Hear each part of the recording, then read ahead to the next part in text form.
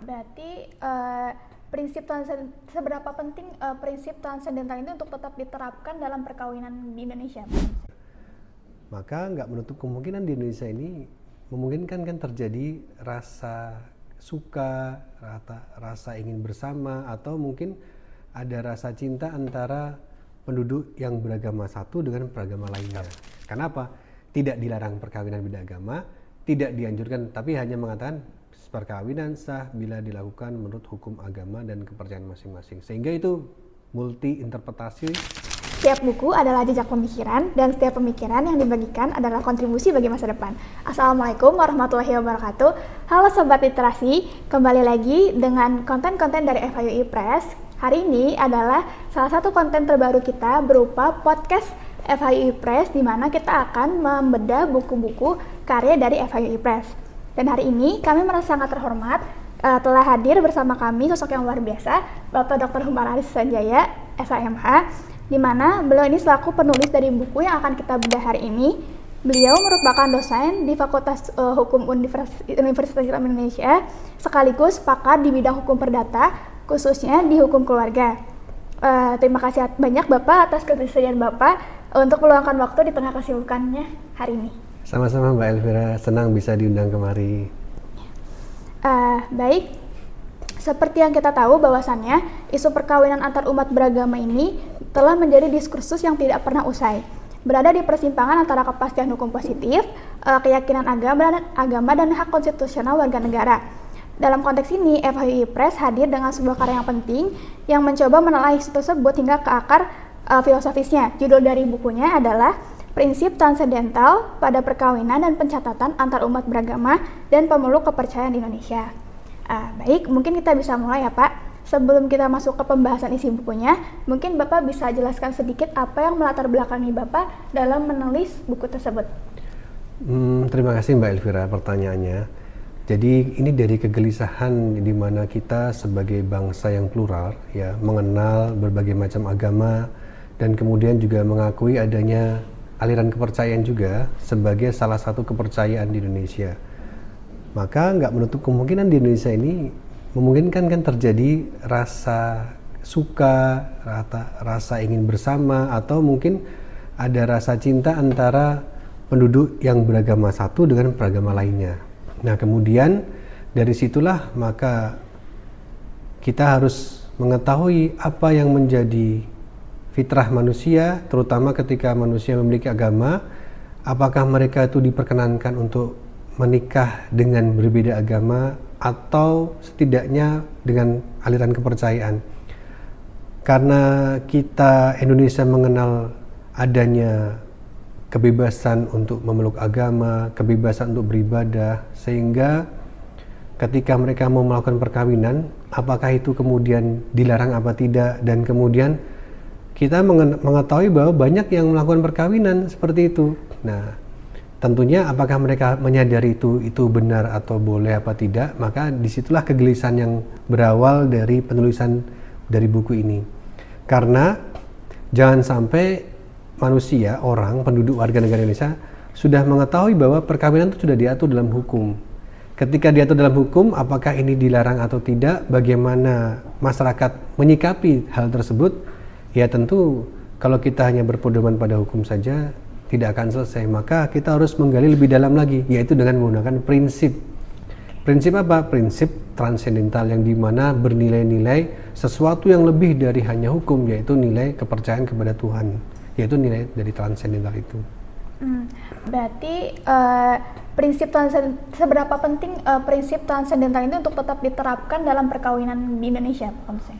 Oh, ini menjadi penting, bahkan ditaruh dalam norma.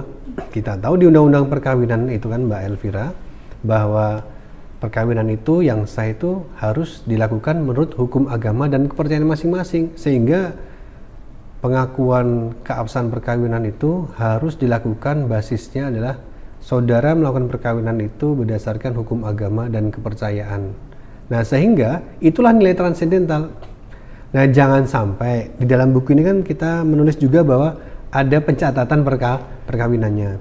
Nah, ketika mereka hanya mengedepankan sudah menggunakan hukum agama, ternyata ada refleksi di mana ada ketentuan yang boleh mencatatkan perkawinan antar agama, artinya berbeda agama tadi.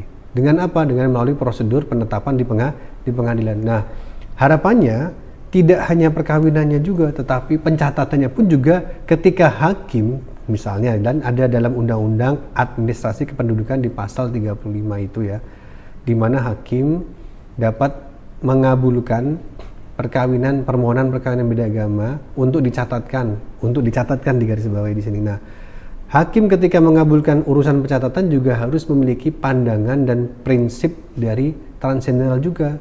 Jadi jangan sampai hakim kemudian hanya mengedepankan nilai hukum, mengedepankan nilai uji hukum formal ya, artinya ada dokumen saja, tanpa melihat bahwa ini perbuatannya adalah perbuatan ibadah, yaitu perkawinan, yang dimana basisnya agama. Seperti yang udah disangkutin juga kan, ini berdasarkan, tapi banyak juga putusan pengadilan di mana dia itu memang mengesahkan perkawinan beda agama. Yeah. Menurut Bapak sendiri bagaimana putusan-putusan pengadilan tersebut sejauh ini, apakah banyak yang lebih mencerminkan atau justru mengabaikan nilai-nilai transendental itu? Baik, dari penelitian yang ada dalam buku ini, kami menemukan tidak hanya 1-2 penetapan, jadi bukan putusan ya Mbak Elvira, tapi penetapan. Ada ratusan penetapan ya, di kota besar, ya di Solo, di Jakarta, di Surabaya, dari berbagai macam agama, ada antara Islam dengan Kristen, Katolik dengan Kristen, Hindu dengan Katolik, Katolik dengan Islam, ya berbeda-beda tadi ya. Itu yang diteliti, yang kita temukan dari penetapan tadi, itu hakim tidak, pertama hakim selalu menggunakan istilah belum ada hukum, ada kekosongan hukum. Jadi bukan istilahnya ini kamu mau nikah, kamu sudah melakukan dengan hukum agama belum gitu ya. Tidak menilai bahwa ini nggak boleh dalam agama kamu, kenapa kamu tetap ingin mencatatkan, nah, gitu ya. Artinya hakim yang melihat bahwa ini belum ada hukumnya, artinya terjadi kekosongan hukum. Nah kemudian ketika terjadi kekosongan hukum, ini harus diberikan terobosan hukumnya, maka daripada nanti menimbulkan ketidakjelasan hukum, maka dikabulkan. Artinya pengabulan tadi itu melihat dari bentuk apa, dokumen yang diajukan. Pertama sudah ada permohonannya, sudah ada KTP-nya, sudah ada dokumen lainnya yang menguatkan. Sehingga apa, argumen hakim hanya melihat dari argumen atau bukti yang dibawa oleh para pemohon. Di situ saya menyarankan, di situ hakim harusnya juga aktif melihat bagaimana sebelum dicatatkan itu kan harusnya sah dulu secara agama. Ketika sudah sah secara agama, baru kemudian bisa dilakukan pencatatan. Nah ini yang kami tuntut dalam konteks buku ini adalah supaya hakim juga menggunakan pendekatan transendental juga ketika menguji permohonan itu di pengadilan. Tadi sempat juga saya baca di mana sejak lahirnya Undang-Undang Perkawinan itu telah timbul dinamika, termasuk dinamika dari putusan Mahkamah Konstitusi. Menurut Bapak sejauh mana putusan Mahkamah Konstitusi ini mempengaruhi penerapan nilai transendental dalam perkawinan di Indonesia? Setidaknya sudah ada 2 kali putusan MK yang berkaitan dengan pasal 2 Undang-Undang Perkawinan. Ya, dari pasal 2 tadi para pemohon itu mengatakan pasal 2 itu menimbulkan ketidakjelasan dalam hak konstitusi masyarakat. Kenapa? Tidak dilarang perkawinan beda agama, tidak dianjurkan, tapi hanya mengatakan perkawinan sah bila dilakukan menurut hukum agama dan kepercayaan masing-masing. Sehingga itu multi interpretasi bagi orang yang agamanya dan keimanannya rendah menurut saya. Kenapa keimanan rendah? Karena ya jelas agama kita sudah mengatakan itu dilarang. Agama ini melarang, agama ini melarang. Ketika saudara ingin melakukan perkawinan antara agama yang membolehkan dan melarang, ya otomatis yang satu kan dilarang. Artinya kan tidak bisa ya. Nah, tapi akhirnya ada orang yang menggugat itu karena apa? Ada pasangan dulu ya tahun 2014 itu ada pasangan yang memiliki pacar beda agama, kemudian dia menjamin kepastiannya, boleh nggak saya ini nikah dengan beda agama? Sedangkan di Undang-Undang Perkawinan tidak diatur secara norma yang spesifik. Nah, maka digugatlah supaya diperjelas. Supaya apa? Dikasih kata-kata, ditambahkan gitu ya. Ditambahkan bahwa sesuai agama yang pasangannya masing-masing misalnya gitu, atau sesuai agama yang dimana orang mau nikah tadi. Nah, kemudian di putusan MK ditolak kan judicial review-nya, sehingga apa? ya MK menafsirkan ini sudah jelas, tidak perlu lagi untuk ditafsirkan. Karena apa? Silakan saudara menafsirkan sesuai dengan keimanan saudara masing-masing gitu. Itu kalau yang saya tangkap begitu. Di putusan MK yang kedua tahun 2022 juga ada, yaitu menguji pasal 8 huruf F tentang larangan-larangan dalam perkawinan.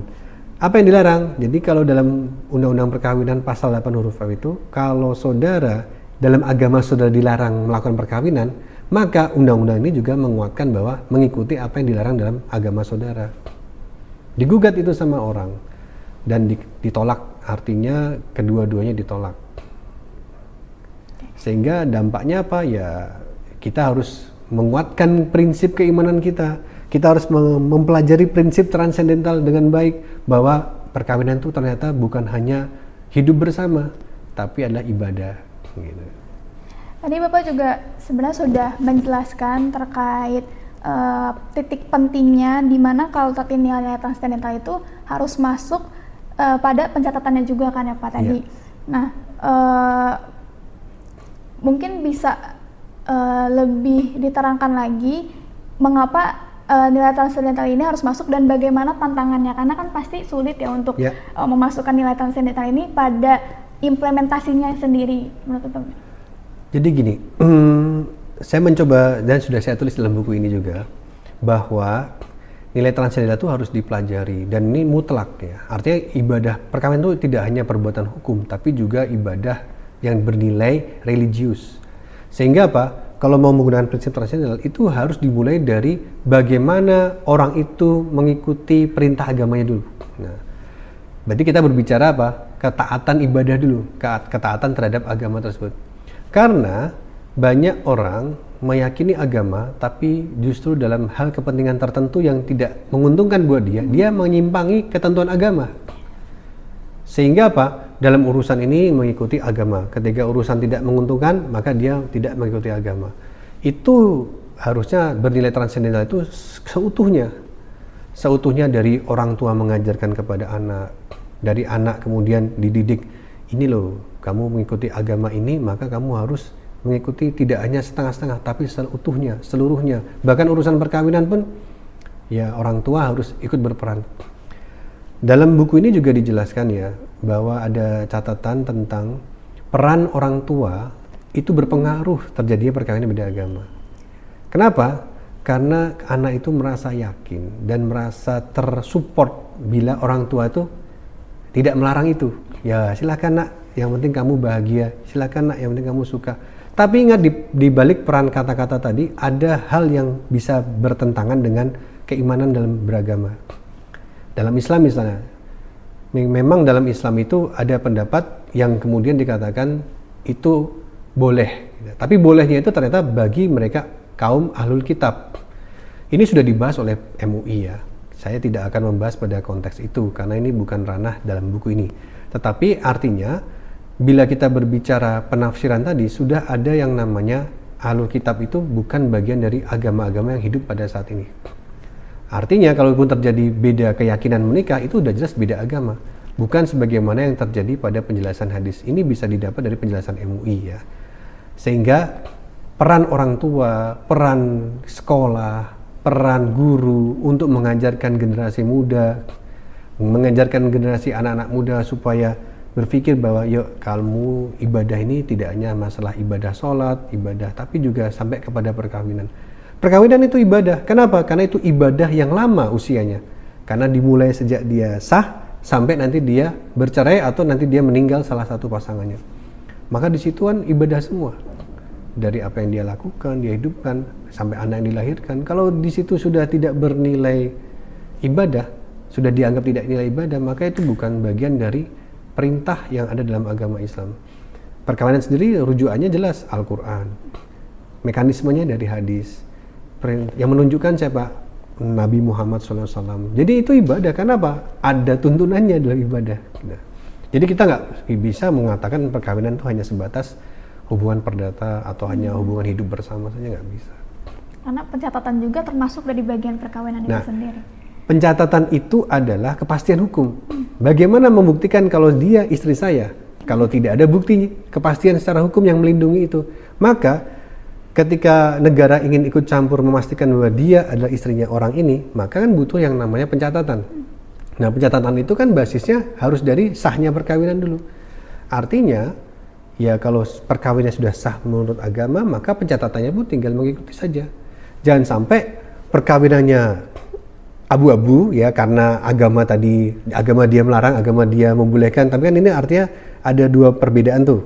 Kemudian dicatatkan kepastian secara hukum, artinya dari basic awalnya sudah tidak berdiri kokoh, kemudian dicatatkan. Nah, akhirnya apa? Hanya mengedepankan kepastian hukum saja, tidak mengedepankan nilai yang benar dalam hukum perkawinan itu. Sehingga ya kalau orang Islam mengatakan begini, kalau perkawinan kamu sah, maka setiap perbuatan yang kamu lakukan itu menjadi pahala. Tapi kalau tidak, maka perbuatan yang kamu lakukan setiap hari itu bisa menjadi dosa. Maka kamu milih mana? Apakah dosa? Apakah pahala? Setiap hari kita membuat dosa kalau perkawinan sejak awal dibangun dengan tidak sah dan tidak kokoh tadi. Kalau kita berbicara agama, ya kita berpikir ke sana. Meskipun dalam konteks hukum ya orang ya hanya memikirkan bahwa ada kepastian hukum saja. Ini yang jelas ada buku nikahnya, yang jelas ada ininya. Nah, yang buku ini prinsipnya harus berprinsip pada nilai-nilai tadi. Transcendental. Dan tantangannya itu dari awal kan ketika masih kecilnya itu harus mulai diajarkan itu. Iya. Oke, baik Pak. Kalau begitu selanjutnya Bapak juga ada membahas mengenai hak-hak penghayat kepercayaan. Oh iya. Itu dalam konteks perkawinan dan pencatatan di Indonesia itu bagaimana ya Pak? Setelah adanya pengakuan hukum terkait status mereka di mata negara. Yang kita bahas di sini adalah setelah kita kan tahu fenomena perkawinan beda agama kan belum selesai. Ya, karena apa? Memang agama ada 6 di Indonesia ini ya. Tiba-tiba memang tidak dapat dipungkiri bahwa kita juga mengenal aliran kepercayaan dan itu pengakuannya sejak putusan MK tahun 2016. Sehingga apa? Subjek di dalam KTP itu tidak hanya mengatakan agama Islam, Kristen, Katolik, Hindu, Buddha, tetapi ada juga kemudian pengakuan tertulis penghayat kepercayaan kepada Tuhan Yang Maha Esa. Kita bisa membayangkan kemudian timbul dalam konteks penelitian ini. Orang antar agama saja belum selesai, bagaimana nanti orang beragama dengan aliran kepercayaan gitu ya. Artinya ada tambah lagi subjek baru yang kemudian memungkinkan perkawinan terjadi di situ. Nah, sehingga apa? Tulisan di dalam buku ini langsung mengarah ke sana juga. Tetapi memang kita tidak bisa melarang bahwa ya ada sahabat saudara kita yang kemudian menjadi aliran kepercayaan. Karena di Indonesia ini mengakui adanya aliran kepercayaan juga. Sehingga dalam konteks perkawinan ya berarti nilai prinsip transcendental itu harus diperkuat lagi. Bagi mereka yang mengakui penghayat kepercayaan itu harus menjelaskan bahwa boleh tidak mereka menikah dari aliran yang lain misalnya begitu. Boleh tidak orang Islam menikah dengan orang selain Islam. Boleh tidak orang Kristen menikah dengan orang selain Kristen, Katolik selain Katolik. Nah, kemudian ada subjek baru penghayat kepercayaan ini. Jadi artinya kalau itu tidak segera dibuka dengan pemahaman edukasi, maka takutnya pemahaman semacam ini akan dibiarkan. Mengingat orang tua kan sibuk bekerja, orang tua ada yang lupa, ada yang menyerahkan keilmuannya pada gurunya sama sekolah. Mungkin ada juga yang anak mencari tahu sendiri terhadap hal ini. Sehingga apa? Ya harus diingatkan bahwa belajar agama itu ada hubungannya juga dengan perkawinan juga ada hubungannya dengan pelajaran agama. Dalam konteks kita meyakini bahwa perkawinan sebagai ibadah. Kalau itu dilarang, ya harus diajarkan sejak awal. Ini dilarang. Kalau temenan boleh nggak? Boleh temenan.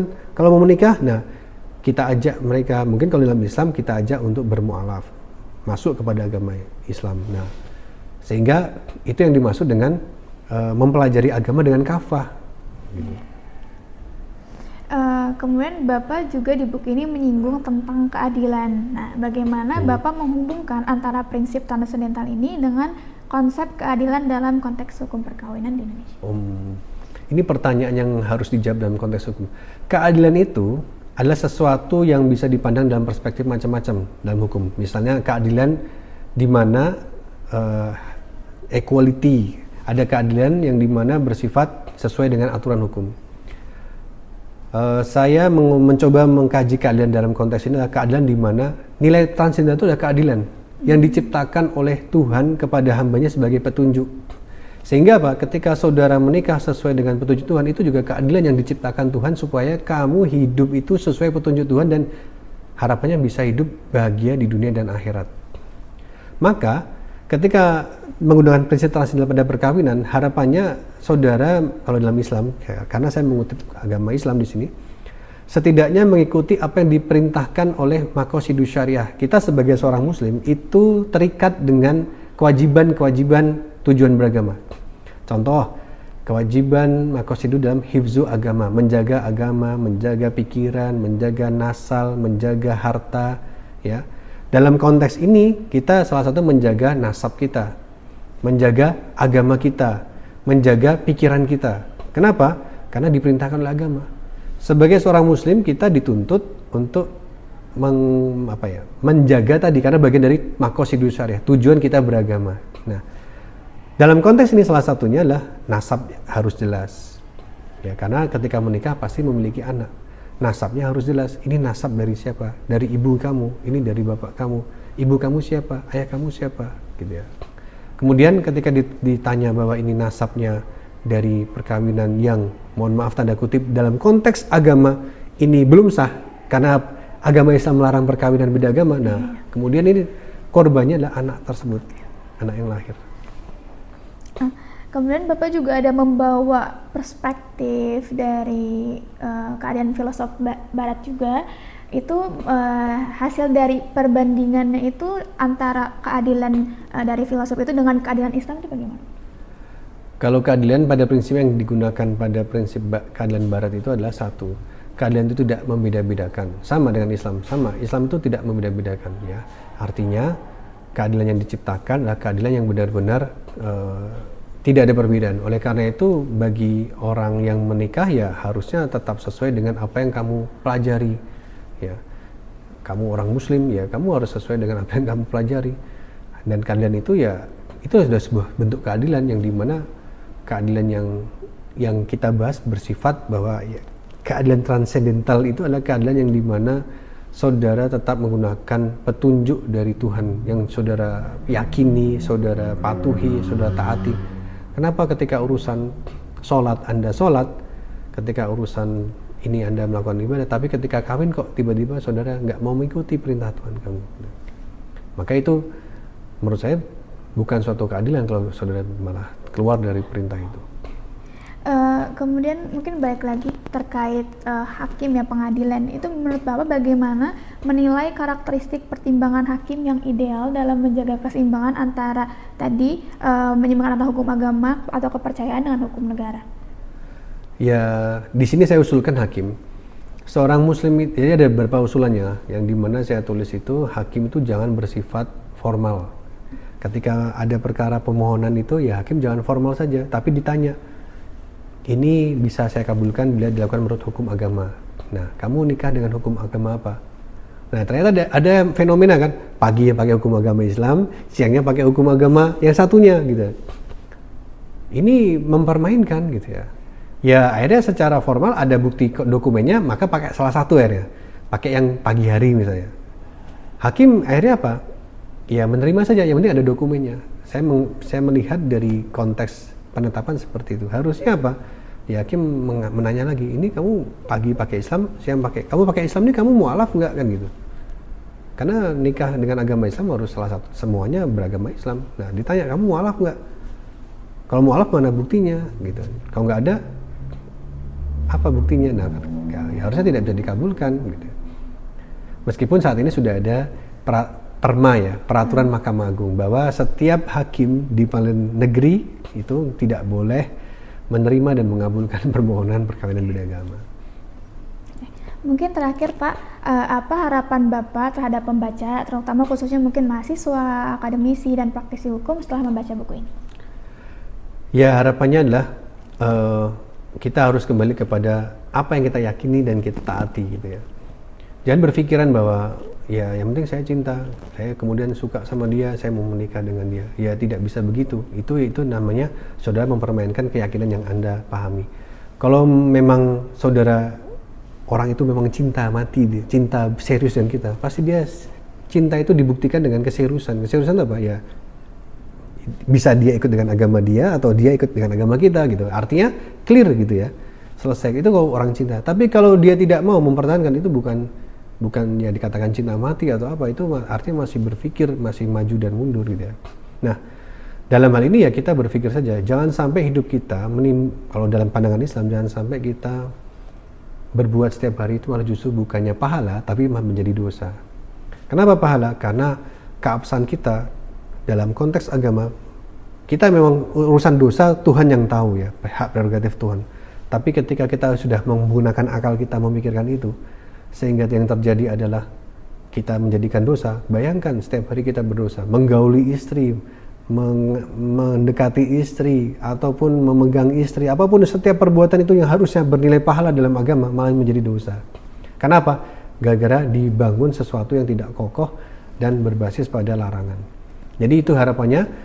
Dan bagi generasi adik-adik yang membaca buku, generasi muda, bapak ibu semuanya ya, peneliti dan para praktisi ya, mari kita mulai dengan mengedukasi kepada masyarakat ya, bahwa ada yang namanya kepatuhan terhadap agama.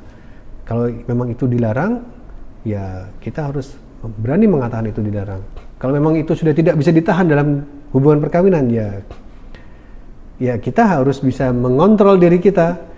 Kalau memang dia benar-benar jatuh cinta, ya kita tundukkan agama kita beralih kepada agama orang misalnya. Kalau memang benar-benar cinta ya, artinya kita diikhlaskan untuk menikah dengan agama tertentu. Karena nggak mungkin nikah itu paginya dengan agama A, kemudian dengan agama B, itu mempermainkan. Dan dalam fikih itu nggak bisa kita mempermainkan agama gitu ya. Kita harus jelas mekanisme dan sistemnya gitu. Sungguh perspektif yang luar biasa dari Bapak Umar Harisanjaya. Kita telah mendapatkan pencerahan mengenai prinsip Tanu Sendeta, di mana kita harus menerapkan nilai-nilai ini bukan dari mulai perkawinannya hingga pencatatannya. Jadi benar-benar dalam kehidupan kita itu bukan hanya kita memperhatikan hukum negara, hak konstitusional, tapi ada nilai-nilai ajaran agama yang perlu diterapkan juga di sini. Sekali lagi terima kasih kepada Bapak atas wawasan yang luar biasa yang telah disampaikan. Kami berharap semoga podcast ini bisa bermanfaat untuk teman-teman semua, menambah wawasan baru terkait prinsip Tanu Sendeta dalam perkawinan dan pencatatan antar umat beragama.